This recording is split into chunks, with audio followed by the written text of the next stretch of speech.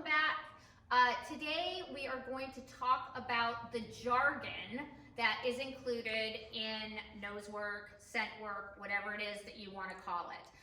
There's a lot of language that we use that sometimes can be confusing when you're just starting out, and even when you've been doing this for a while. So the first thing that I'm going to talk about are hides, the word hide.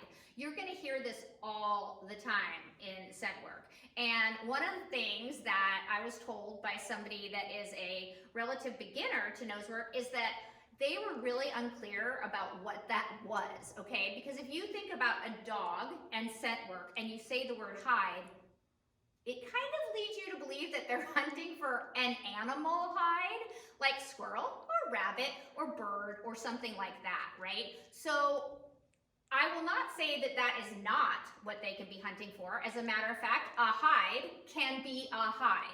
So the hide is the thing that your dog is hunting for, no matter what it is. So in the sport of canine nosework, we are searching for different things depending on the level. Now, when I start my students, the hide is food, just loose food. So the food will be in a box, wherever, on the floor, loose, on a chair, in a bowl.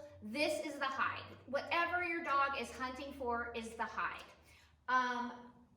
When they move on a little bit, they might be hunting for the hide in something else. So it will be food in a little container. So this container right here, this is just a metal container with holes in it, okay? Right now I'm gonna plug somebody that I really like, and that is www, letter K, number 9, nwsource.com. She has fantastic products, and I'm sure that she can use the business right now while we're doing COVID-19. So this is a hide tin. This actually has a magnet in it, which is kind of awesome. Now, do you need these to do nosework? No, you don't. You can actually use, hey, an Altoid tin, right? We have large Altoid tins, we have small Altoid tins. What you're gonna do with this Altoid tin, you can pop some holes in it. How do you do that? Nail and a hammer, bing, bing, bing. If you're good with a drill, you can use a drill. I personally do not own a drill. So, Altoid tin, exactly the same thing. Oh, you don't have one of those either? Well, how about this? I'll bet you've all got some Tupperware lying around the house. Or actually, even a glass jar, but you want to be a little bit more careful with that. You can drill holes or punch holes into these as well. It's a little bit hard sometimes to just pop holes in it, so if you have a drill, that's really awesome. Again, your food that the dog is hunting for would just go in here. Now, that applies as well to when we get onto target odor. So target odor, I just have a different colored tin so I know which one has food in it and I know which one has target odor in it. We're gonna talk about target odor in a minute. All right, guys, so your target odor can be in exactly the same type of container that your primary odor was in. Now, let's talk about primary for a minute. Primary is what the dog is hunting for initially, okay? And that, in 99% of cases, is food. Sometimes it's a ball, but most of the time it's food. Primary means the primary reward, okay? Food, primary reward. We say the dog is still on primary. We mean that the dog is not hunting for its first target odors. Birch, anise, clove. Those are our target odors. We'll talk about those in a second. Primary is very important. We're going to be pairing, that means putting our food, primary, with our target odor when we start our dogs on target odor. This is the way that I train nosework. Some people do not start this way. That's cool. I'm just showing you what I do. So pairing, we pair our food with our target odor, and the dog learns how to find target odor.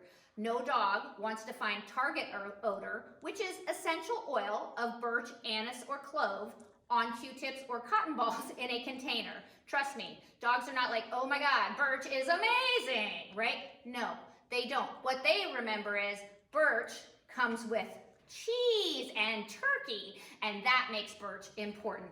The primary reward is incredibly important. You can do really advanced skills in Nosework without using target odor at all, okay? You can work your way through to probably elite competition using a nice container, an Altoid container full of peanut butter, and then rewarding your dog with something else, right, to their hand. One thing, when you have your hide in your container and it's your primary, right, we're going back to this, when we first put our odor in here, it's gonna be food. You're not feeding your dog from this container.